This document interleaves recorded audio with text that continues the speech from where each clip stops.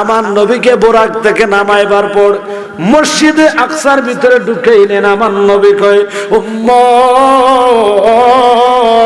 যেই মাত্র ওই মসজিদে আকসার ভিতরে ঢুকলাম, আমি নজর কইরা দেখতেছি ইমামের যেই জায়গা, ইমামের মুসল্লাটা খালি হইরা রইছে রে।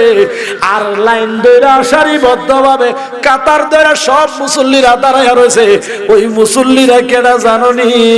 নবী কয় ওই মুসল্লি হলো আদম থেকে শুরু করে সমস্ত নবীগণ।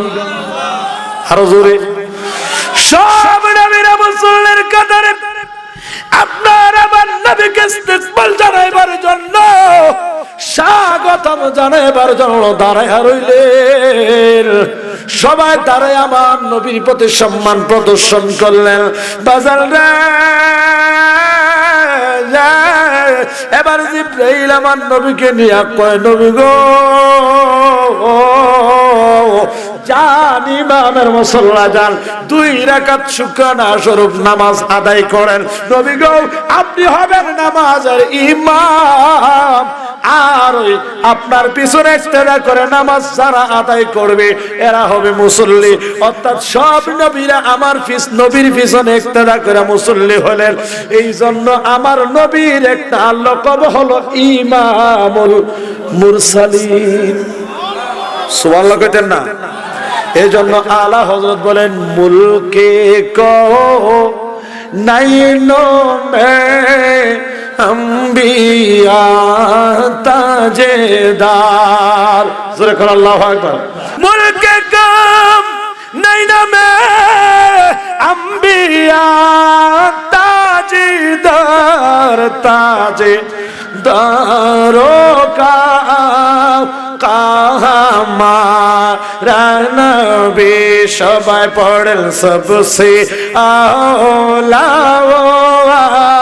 লামা।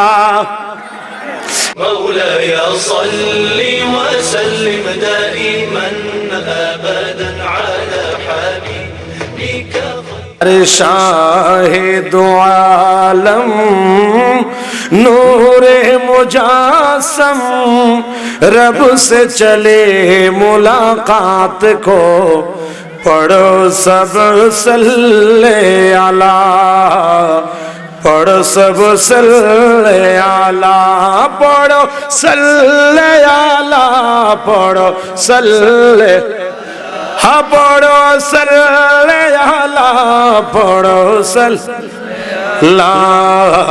शाहिदो आलम नूर मुजासम, रब से चले मुलाकात को पढ़ो सब सल्ले ला, पढ़ो सल्ले ला, पढ़ो सल्ले अला, पढ़ो सल्ले ला, पढ़ो सल्ले। हाँ मेराज की शबाब अल्लाह से मिलकर बातों में शफीए में शर, अरे दोज़ख के कटके से उम्मत अपनी बख्श दिया, उसी रात को पढ़ो सब सल्ले जोड़े सल्ले अला, पढ़ो हाँ सल्ले अला, पढ़ो सल्ले। हाँ मेराज के शबाब अल्लाह से मिलकर अर्श पर पूछे जिस दम सवारी ताज़िम की खुद रहमत बारी, अरे बढ़ के नबी को गले से लगाया, हाथों से ताम लिया, हाथ को पढ़ो सब सल्ले, हाँ पढ़ो सल्ले अला, पढ़ो ला, पढ़ो सल्ले अला, पढ़ो सल्ले। अल्लाह ने उनको दुल्हा बनाया, ताज शफायत सर पे पहनाया। अल्लाह अकबर बोलें। अल्लाह ने उनको दुल्हा बनाया, अरे ताज शफायत सर पे पहनाया, ताज शफायत सर पे पहनाया। अरे हुरो मालाए को हुक्म दिया के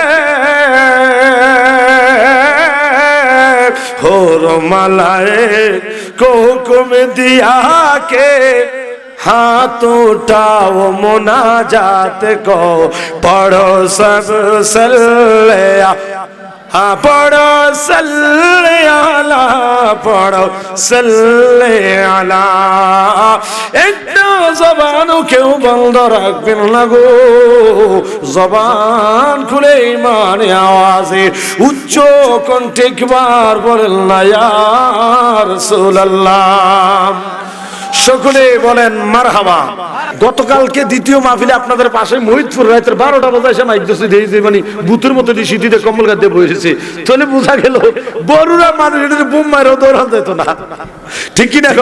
তো ইনশাআল্লাহ যারা বুঝতে পারে নাই যে এই সকালবেলা বুঝি এই অঘটন ঘটেছে কি এটা বুঝে নাই সবাই, ইনশাআল্লাহ আল্লাহর রহমতে আসতেছে, আসবে। যারা এসেছেন আল্লাহ কবুল করুক, যারা আসতেছেন আসবেন আল্লাহ তাদেরকে দ্রুত জান্নাতের বাগানের মেহমান হিসেবে কবুল করুক বলি আমিন। আব্বারা আমার বলেন, আমাদের সকলকে একদিন কবরে যেতে হবে কিনা? কবরে আমরা যাব, আজকের মাহফিল থেকে একটা সিদ্ধান্ত নিয়ে যাব, বলা তো যায় না কখন চলে যাই, এই জন্য সিদ্ধান্তটা নিব আমরা এই কবরে যাব তো যাব, ঈমান নিয়ে যাব, বেঈমান হয়ে কবরে যাব না, ঠিক কিনা বলেন? তাহলে ঈমানদার হবে যারা, প্রকৃত মুমিন ঈমানদার হবেন যারা আমার নবীকে নবী হিসেবে মানবেন তারা, ঠিক কিনা বলেন? শুধু তাই নয়, আল্লাহর পক্ষ থেকে রাসূল পাক সাল্লাল্লাহু আলাইহি ওয়াসাল্লামকে যতগুলি মুজিজা, যতগুলি মর্যাদা, যতগুলি মর্তবা দান করা হয়েছে, সকল মর্যাদা, সকল গুণাবলীর সমন্বয়ে রাসূলকে রাসূল হিসাবে মানবেন তো তারা, পরিপূর্ণ ঈমানদার হবে যারা, ঠিক কিনা? তো বলেন, আমরা ঈমান নিয়ে কবরে যেতে চাই কি চাই না? ঈমান নিয়ে যদি কবরে যেতে চান, রাসূল পাক সাল্লাল্লাহু আলাইহি সাল্লামের আদর্শ নিজের জীবনে বাস্তবায়ন করেন, এর চাইতে বড় আর কিছু হইতে পারে না। আমার নবীকে আল্লাহ পাক রব্বুল আলামিন যতগুলি মুজিজা দান করেছেন, তার মধ্যে অন্যতম হলো আমার নবীর মেরাজ। সুবহানাল্লাহ বলেন। যেহেতু এটা রজব মাস, কি মাস? রজব মাস। বাংলাদেশের অনেক মসজিদে, অনেক এলাকার মহল্লার মসজিদের মধ্যে এখন থেকে বিভিন্ন মসজিদের খতিবগণ, ইমাম সাহেবগণ জুমার বয়ানে বলতে শুরু করছেন সবে মেরাজ বলতে নাকি কোনো কিছু নাই। আউযুবিল্লাহ, কেডা জানি কয় আউযুবিল্লাহ, হাফেজ সাহেব লাডি দিলাম, আচ্ছা ওয়াজ তো না যে লাডি সালাম দিলাম ডাইরেক্ট, আউযুবিল্লাহ না নাউযুবিল্লাহ? আউযুবিল্লাহ। জানেন না এটা ফায়রা মানুষ, ফায়রা জালালি, নাউযুবিল্লাহ রাসূল কে জোরে কয় না? তো আরো জোরে কোন বলেন, আমার নবীর মেরাজ সত্য নাকি মিথ্যা? আমার ভাইয়েরা গভীর মনোযোগ লক্ষ্য করেন, এখানে একটা কথা বলি। আল্লাহ বলেন কোরআনুল কারীমের মধ্যে, আমিনু কামা আমানান নাস, ঈমান আনয়ন করো, ঈমান আনবা তো আনবা ওইভাবে আনো, তাদের মতো আনো, কাদের মতো? ওই সকল মানুষগুলির মতো ঈমান আনো। আয় আল্লাহ, ওই মানুষ কারা? ওই মানুষ বলতে আমার নবীর সাহাবায়ে কেরামকে বোঝানো হয়েছে, অর্থাৎ রাসূল পাক সাল্লাল্লাহু আলাইহি সাল্লামের সাহাবায়ে কেরাম যেইভাবে আমার নবীকে অ্যাকসেপ্ট করেছেন, যেইভাবে আমার নবীকে গ্রহণ করেছেন, যেইভাবে আমার নবীকে মানার মতো করে মেনেছেন, ওইভাবে আমাদেরকেও মানতে আদেশ যিনি করেছেন তিনি কে? আল্লাহ। আমি করছি? এই মাদ্রাসার উলামায়ে কেরাম করেছে। আদেশ কার? আল্লাহ বলেন আমিনু কামা আমানান নাস, ঈমান আনয়ন করো ওই সকল মানুষের মতো। মাবুদ ওই মানুষ বলতে আল্লাহ তারা কারা, কোন মানুষ, কোন যুগের মানুষ? আমার আল্লাহ ওই মানুষ বলতে বুঝাইলেন যারা সরাসরি আমার নবীকে দেখেছেন, প্র্যাকটিক্যাল ভাবে আমার নবীর কাছ থেকে ইসলাম শিখেছেন, ইসলাম গ্রহণ করেছেন, ওই সকল মানুষের কথা বলা হয়েছে, অর্থাৎ আমার নবীর সাহাবায়ে কেরাম। তাইলে আমি জানতে চাই সাহাবায়ে কেরামের ইত্তেবা অনুসরণ আমাদের দরকার আছে না নাই? জোরে বলেন আছে না নাই? আমার মদিনার কামলি ওয়ালা দয়াল নবী ডাক দিয়া কয় উম্মত আসহাবি কান লুজুম ইহতিদাইতুম। নবী আমার ডাক দিয়া কয় উম্মত রে, ও আমার উম্মত, আমার এক একজন সাহাবী আকাশের নক্ষত্র সমতুল্য। উম্মত ইহতিদাইতুম ইহতিদাইতুম, যারা তাদেরকে ইক্তেদা করবা, অনুসরণ করবা, আমি নবী নবুয়তের জবান দিয়ে ঘোষণা দিলাম তারা হেদায়েত প্রাপ্ত হইবা। তাহলে বলেন সাহাবায়ে কেরামের অনুসরণের মাধ্যমে আমাদের কি লাভ হবে না লস হবে? বলেন লাভ হবে না লস হবে? এই জন্য বাবারা আমার সাহাবায়ে কেরামের জীবন আদর্শ আমাদের ফলো করা দরকার। কেন জানেন? কারণ এই সাহাবায়ে কেরামের প্রতি আল্লাহর কোরআন বলে রাদিয়াল্লাহু আনহুম ওয়া রাদু, আমার আল্লাহ তাদের প্রতি রাজি। আরে যাদের প্রতি আমার আল্লাহ রাজি, তাহলে তাদের সাথে যদি আমরা সঙ্গ দেই বা তাদের জীবন আদর্শ যদি আমরা যদি আমাদের জীবনে যদি বাস্তবায়ন করি, চর্চা যদি করি, তাহলে আমরা কি পথভ্রষ্ট হব? আমরা কি গোমরা হব? প্রশ্নই আসে না। আমার নবী বলেছেন তাদেরকে ইক্তেদা করার জন্য। তাহলে আমার নবীর মেরাজ সত্য না মিথ্যা, সাহাবায়ে কেরামের জীবন আদর্শ একটু পর্যালোচনা করলে প্রমাণ হয়ে যাবে। যদি সাহাবায়ে কেরাম সত্য হয়ে থাকে, সাহাবায়ে কেরামকে অনুসরণ করার কথা আল্লাহ যেহেতু বলেই দিয়েছেন, তাহলে আমাদের একটু জানা দরকার আমার নবীর মেরাজ সাহাবায়ে কেরাম কি মানছে নাকি মানে নাই। যদি সাহাবায়ে কেরাম মেনে থাকে, তাহলে নিঃসন্দেহে এটা স্পষ্ট হয়ে যাবে আপনাকে আমাকে নবীর মেরাজ নামক এই মুআজিজাকে গ্রহণ করতেই হবে। ঠিক কিনা বলেন? তো এখানে একটা গুমর কথা আছে। তো বল হুজুর এটা কি গুমর? এই নবীর মেরাজের কথা, মেরাজের আলোচনা অধিকাংশ বক্তা বক্তৃতার মধ্যে করে না। কেন জানেন? কিছু কিছু নামদারি মুনাফিক বক্তা আছে, দুশমনে রাসূল, এরা দেখবেন যে যেদিকে মেঘ আই ওইদিকে ছাতি ধরে কথা কয় না। একই মুখে দেখবেন যে কত রকমের কথা কয়, কয় না কয় না। এই স্টেজের মধ্যে যে কথা বলছে, মনে করেন আরেক স্টেজে যে দেখতেন যে কমিটি এবার একটু ওইদিকে আছে, এবার কমিটি যেদিকে ওইদিকে মিলিয়ে কথা কইতেছে। এরকম আছে না নাই? বলেন আছে না নাই? তাহলে মুখে এক অন্তরে আরেক, এদেরকে কি মুমিন কয় না মুনাফিক? জোরে কন। এবার মুনাফিকের ব্যাপারে আল্লাহ কোরআনে একটা ওয়াজ করে, এটা হুইনালন, এরপরে তার ওয়াজ হুইনেন, অসুবিধা নাই। ঠিক কিনা কন? المنافقين في الدرك الأسفل من النار। কে কয়? জোরে জোরে কে? আল্লাহ বলেন মুনাফিকের জায়গায় এই বাদাইমারির জায়গা জাহান্নামেও নাই। জাহান্নামের একবারে নিকৃষ্টতম যে জায়গা, ওখানে মুনাফিকের জায়গা। নাউজুবিল্লাহ বলবেন না? আল্লাহ যেন এই মুনাফিকি থেকে আমাদেরকে হেফাজত করে, আমিন বলেন। আমার ভাইয়েরা বলতেছিলাম, সাহাবায়ে কেরাম যদি নবীর মেরাজ বিশ্বাস করে, আমরাও বিশ্বাস করা দরকার আছে না নাই? বন্ধুরা আমার, ভাইয়েরা আমার, এই কারণে তাদের মুখে মেরাজের কথা শুনবেন না।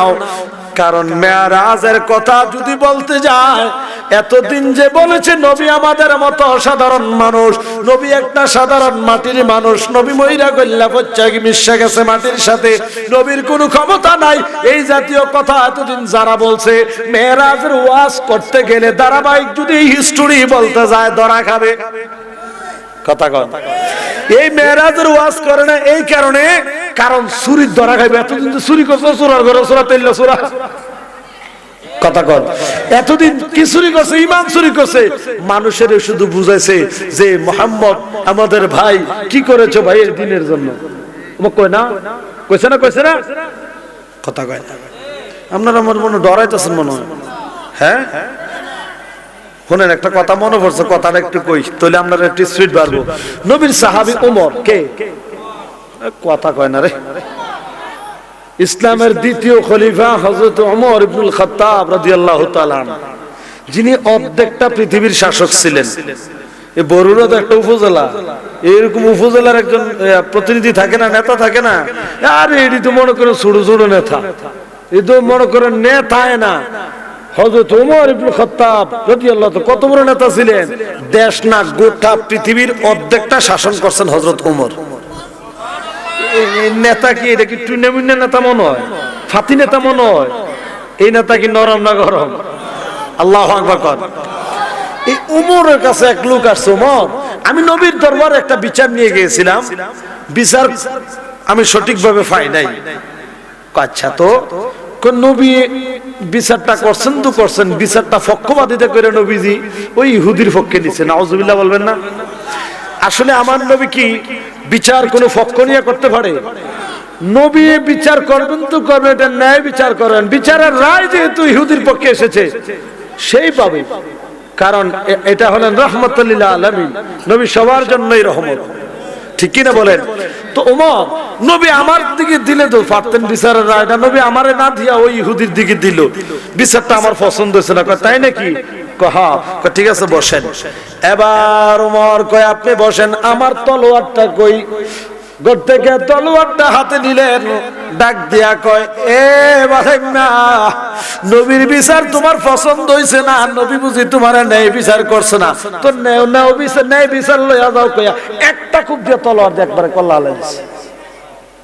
এটা ওমর, নবীর বিচার পছন্দ হইছে না এই কথা তুই ওমরের কাছে কইতেছ? কত বড় সাহস! কথা নাই, কথার আগে এবার তলোয়ার চলতো। সুবহানাল্লাহ কর। তাইলে আপনার আমার নবীর বিরুদ্ধে কেউ কথা বলবো, আপনি চাদর গাদ দিয়ে শীতের ভিতরে বইয়ে থাকবেন? হ্যাঁ, চাদরের ভিতরে বাইরন মিয়া মুস্তাফার শানে বেয়াদবি করে কথা বলবে, আর খোলার পরের মুসলমান বসে থাকতে পারে না, জিহ্বা টেনে বের করে ফেলবো। ডান হাত তুলে বল, ঠিক কিনা বলো? তাইলে বলেন, আমার নবীকে নিয়ে বেয়াদবি করে যারা কথা বলে, নবী মেরাজ স্বপ্ন করছে, নবী এইটা ওইটা মরে গেছে, এসব কথা যদি কোনো বাদাম না কয় তো সারা আছে নি? আমার তো মনে হয় বরুড়া যে সুন্নিয়তের ঘাটি, আমার মা বোনের মনে ধরে ফিসে দিয়ে কথা কন, ঠিক কিনা কন? আল্লাহ আমাদেরকে ইমানের উপর কবুল করুক বলে আমিন। আমার ভাইয়েরা লক্ষ্য করেন, গভীর মনোযোগ। এই মেরাজ মানে কি? মেরাজ মানে হলো সাক্ষাৎ, দেখা দেখি, কাছাকাছি, দিদার। আমার আল্লাহর সাথে নবীর দিদার হয়েছে, এটা আমাদের বিশ্বাস হয় কি হয় না? এই বিশ্বাস করার জন্য আমি পবিত্র কালামে হাকিম থেকে যে আয়াত কারিমা তেলাওয়াত করেছি, সেই আয়াতের নিরিখে কিছু কথা বলবো, মনোযোগ দিয়ে লক্ষ্য করেন। বলেন, কোরআন আমরা বিশ্বাস করি কিনা? কোরআন যদি কেউ অস্বীকার করে ঈমান থাকবে? থাকবে না। তাহলে শুনেন, আল্লাহর কোরআন 15 সিফারা সূরা বনী ইসরাইল থেকে একটু আয়াত তেলাওয়াত করেছি, আর ওইদিকে 27 সিফারা সূরা নজম, সূরা নজম থেকে সম্ভবত 7, 8, 9 এই কয়েকটা আয়াত, 3টা আয়াত আমি তেলাওয়াত করেছি। এই আয়াতগুলির আলোকে মোটার হাবিব সাল্লাল্লাহু আলাইহি সাল্লাম আল্লাহর সাথে যে দিদার করেছেন, এই দিদারের বিষয়ে আমরা কনফার্ম হব যে এটা সত্য না মিথ্যা। আমাদের দলিল কোনো শায়েখ না, আমাদের দলিল কোনো বক্তার বক্তৃতা না, আমাদের দলিল কোনো ডক্টরের মাঝে মধ্যে দুই একটা ইংরেজি বইলা মেরাজ বলতে কিছু নাই, মুহাম্মদ আমাদের ভাই কি করেছো ভাই এর দিনের জন্য, এরকম আজে বাজে কথা কইনারি আমাদের দলিল হইতে পারে না। এবার যত বড় শিক্ষিতই হোক, আমাদের দলিল হলো কোরআন এবং নবীর সুন্নাহ, ঠিক কিনা বলেন আমার ভাইরা? তাহলে শুনেন, লক্ষ্য করেন, আল্লাহর কোরআন সূরা বনী ইসরাঈলে আমার আল্লাহ বলেন, বিসমিল্লাহির রহমানির রহিম, সুবহানাল্লাযী ইয়াসরা বিআবদিহি লাইলাম মিনাল মাসজিদিল হারাম ইলাল মাসজিদিল আকসা।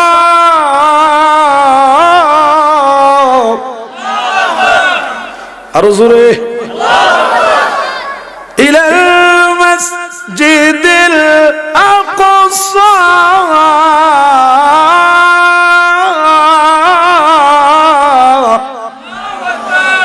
এতটুকু পর্যন্ত আগে শোনেন। আচ্ছা বলেন, এই আয়াতটাকে আমি বানায় বললাম না কোরআন থেকে?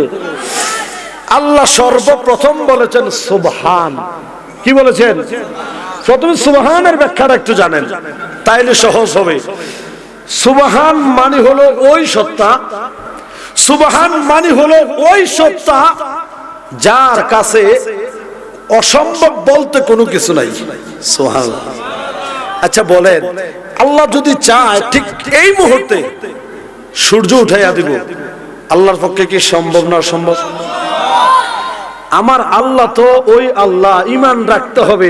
আল্লাহুস সামাদ, সূরা ইখলাস। আল্লাহ, আমার আল্লাহ কারো মুখাফিক্কি নয়, মুহতাজি নয়, কারো থেকে হেল্প নিতে হয় না, সহযোগিতা নিতে হয় না। কারণ আপনার আমার মালিক তো ওই মালিক যিনি সর্বময় ক্ষমতাবান। জোরে কি বলা যাবে সুবহানাল্লাহ? বাজান আমার গভীর মনোযোগ অন্তরের কেন লাগান। সুবহান মানে হলো ওই সত্তা যিনি সকল প্রকারের দুর্বলতা, যত প্রকারের ব্যর্থতা আছে, সকল ব্যর্থতা থেকে, সকল অপারগতা থেকে যিনি পূত পবিত্র, অর্থাৎ যার কাছে অসম্ভব বলতে কোনো কিছু নাই, তাকেই বলা হয় সুবহান। জবানটা খুলে কি একবার বলা যাবে আল্লাহু আকবার? বন্ধু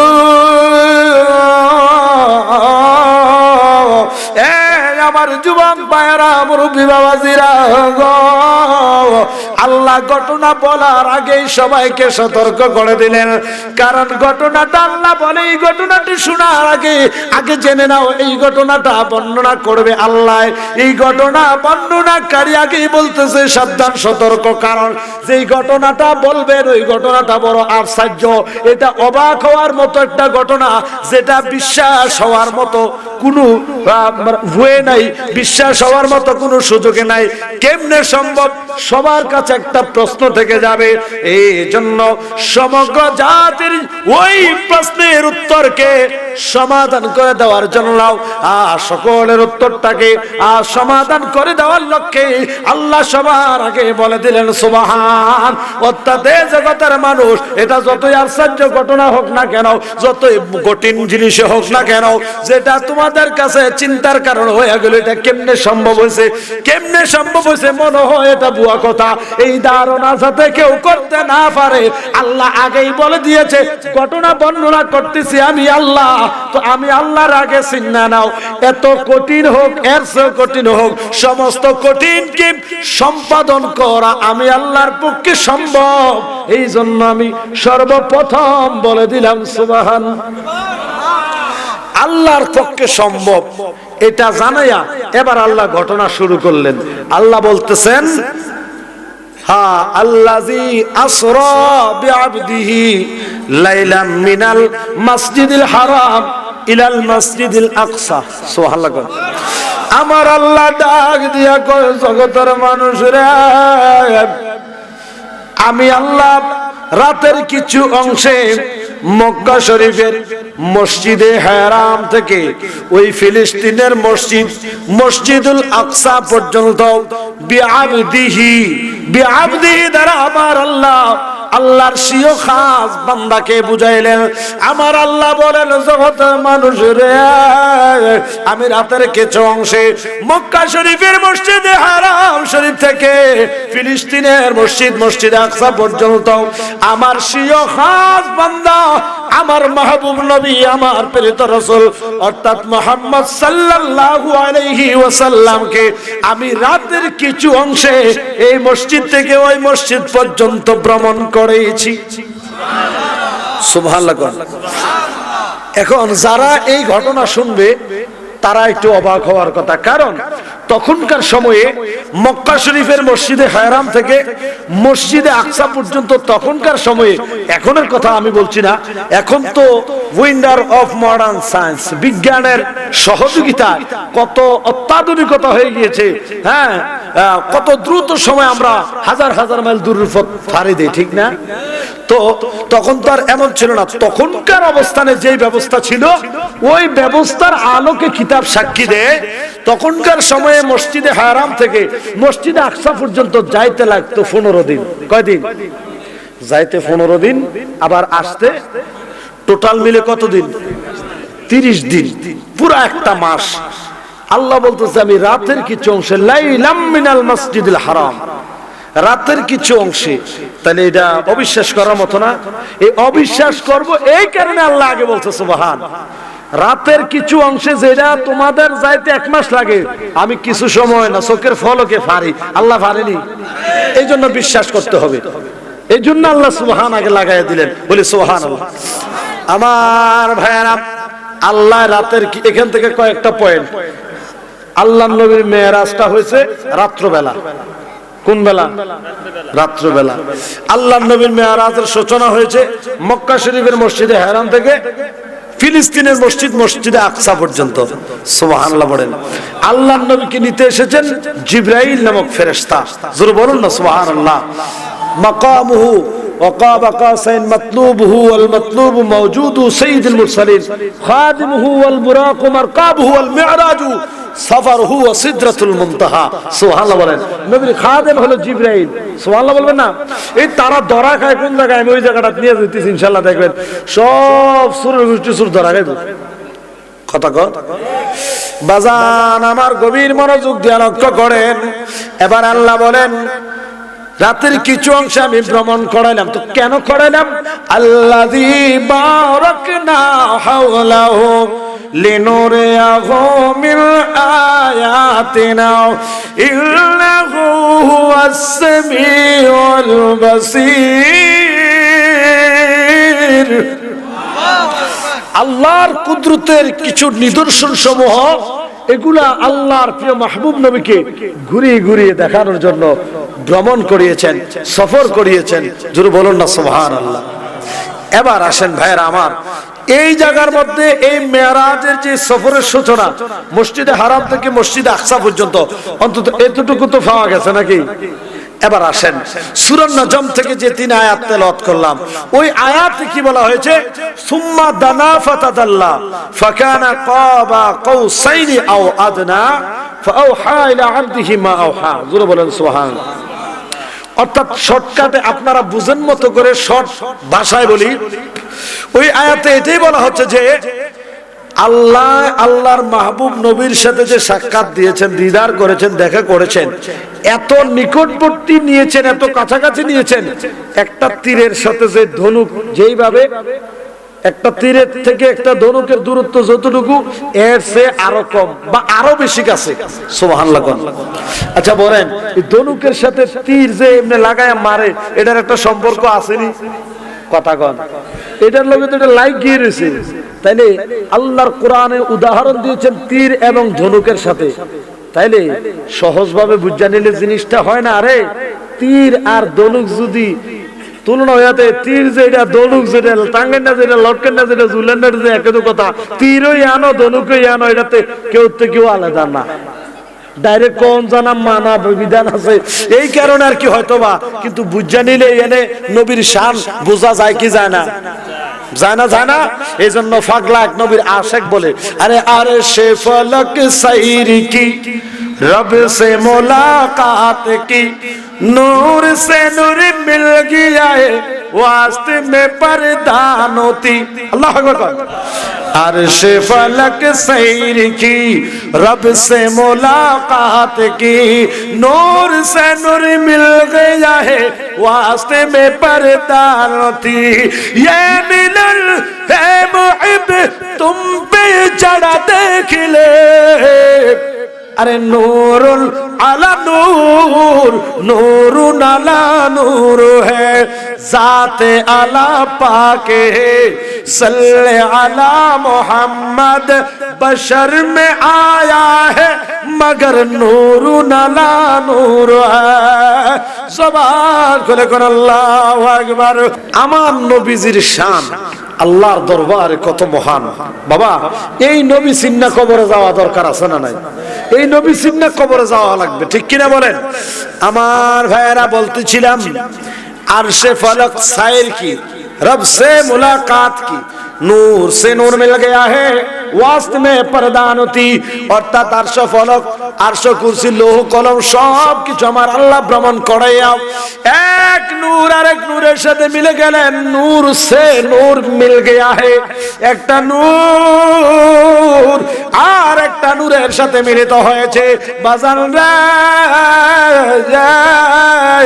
ওয়াস্তে মে পর্দানতি, দুই নূরের মাঝখানে কোনো পর্দা ছিল না, কোনো পর্দা ছিল না।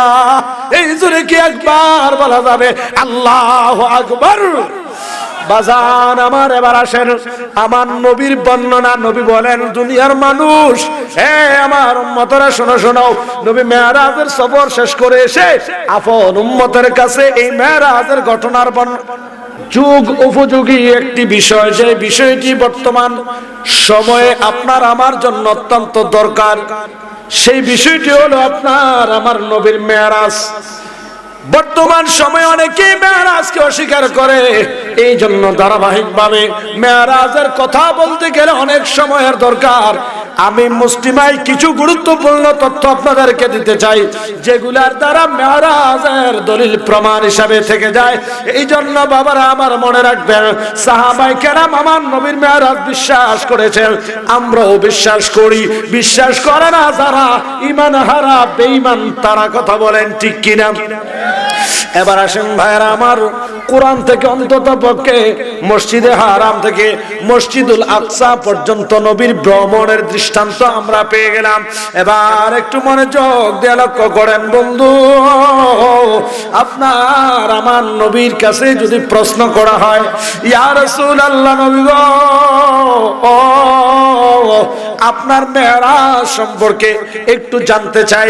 আমার নবী নিজে যে মেরাজের বর্ণনা দিলেন, ভাইরা আমার, আমার নবী বলতেছেন, হে আমার উম্মতেরা শুনো শুনো, আদম আলাইহিস সালাম থেকে শুরু করে যত নবী রাসূল পয়গম্বর দুনিয়ায় আসছে, তাদের কাছে সবার কাছে যদি যাও, যায় যদি জিজ্ঞাসা করো, নবী গো, দুনিয়ায় আপনি আপনার উম্মতের কাছে আল্লাহর পরিচয় দিয়েছেন, একত্ববাদের দাওয়াত দিয়েছেন, তাওহীদের দাওয়াত দিয়েছেন, নবী গো, জানতে চাই আপনি কোনদিন আল্লাহরে দেখছেননি? আল্লাহু আকবার। একটা প্রশ্ন তো থাকতে পারে, পয়গম্বরগণ আল্লাহর দাওয়াত দিয়েছেন, এক আল্লাহর প্রতি ঈমান আনার জন্য জাতিকে আহ্বান করেছেন, দাওয়াত দিয়েছেন, তো এখন একটা প্রশ্ন থাকতে পারে না নবী গো, যে আল্লাহর একত্ববাদের প্রচার এবং প্রসার করলেন, আপনি কোনদিন ওই আল্লাহরে দেখছেন? প্রশ্ন তো থাকতে পারে, কথা বলে না কেন?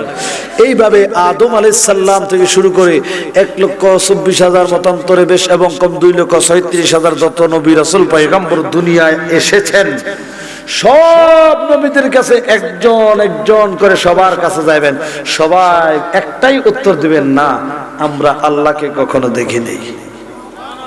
আর একটু জোরে কোন? সব নবীদের মধ্য থেকে আল্লাহর পয়গম্বর হযরত মূসা কালিমুল্লাহ, তিনি আবার একটু অন্যদের থেকে একটু বাড়তি বলবেন। বাড়তি বলতে এই, তিনি বলবেন, আমি দেখি নাই, তবে দেখার আমার অনেক আগ্রহ ছিল, অনেক ইচ্ছা ছিল, অনেক রিকোয়েস্ট আমি করেছি, রব্বি আরিনি, আল্লাহ আমার একটু দেখা দাও, আমার একটু দেখা দাও। এইভাবে অনেক ফরিয়াদ করতে করতে করতে করতে এক পর্যায়ে আল্লাহ কয়, মূসা লান তারানি, তুমি আমাকে দেখবা না। বলে, আল্লাহ আমার ভালো লাগে না, যত কথা বলি ততই প্রেম বাড়ে, যতই কথা বলি ততই ভালোবাসা মহব্বত বাড়ে। আল্লাহ তোমার কথা এত সুন্দর, না জানি তুমি কত সুন্দর, আল্লাহ দিলে আর মানে না, আমাকে একটা বার দেখা দাও। জোরে কি বলা যাবে সুবহানাল্লাহ? আমার ভাইরা, মূসা নবী, আল্লাহর পয়গম্বর মূসা কালিমুল্লাহ আলাইহিস সালাতু ওয়াস সালাম অনেক ভাবে যখন অনুনয় বিনয় করতে শুরু করলেন, আমার আল্লাহ বলে, মূসা দেখতে বুঝি বড় ইচ্ছা? বলে, হ্যাঁ আল্লাহ দেখতে বড় ইচ্ছা জেগেছে। আমার আল্লাহ বলেন, মূসা ইস্তাকরহু মাকানা, ও মূসা যে জায়গায় আছো যদি নিজেকে দাঁড় করিয়ে রাখতে পারো, যেই জায়গায় আছো নিজেকে যদি কন্ট্রোল করতে পারো, স্থির যদি রাখতে পারো, ফাসাউফা তারানি, মূসা রে তাহলে আমি তোমারে দেখা দিব। মুসা নবীকে আল্লাহ আমি শক্তভাবে দাঁড়াইছি, তাড়াতাড়ি দেখা দাও, মনে আর মানে না। জোরে কর সুবহানাল্লাহ। ডাকলে নিজু রাইব ফরার না দে গিলে তোমার হারে রে কর দয়াল জালাওয়ায় তোমার মনে হারে ডাকলে নিজু রাইব পারান না দে গিলে তুই নলে রে কর আল্লাহ জালাওয়ায় তোমার মনে। জোরে কর মারহাবা। বন্ধুরে বন্ধুরে ও খলার পাড়ের মুসলমান, আমার প্রেমিকের দলের একটু মনোযোগ দিয়ে লক্ষ্য করে না। এবার মুসা নবী কই আল্লাহ আমি শক্তভাবে দাঁড়াইছি, আমার অত বড় আল্লাহর কোরআন বলে ফালাম্মা তাজাল্লা রাব্বুল জাবাল, আল্লাহর কুদরতের এক জাররা পরিমাণ, নূরের জাররা পরিমাণ টুকরা তুল পাহাড়ে নিক্ষেপ করলেন।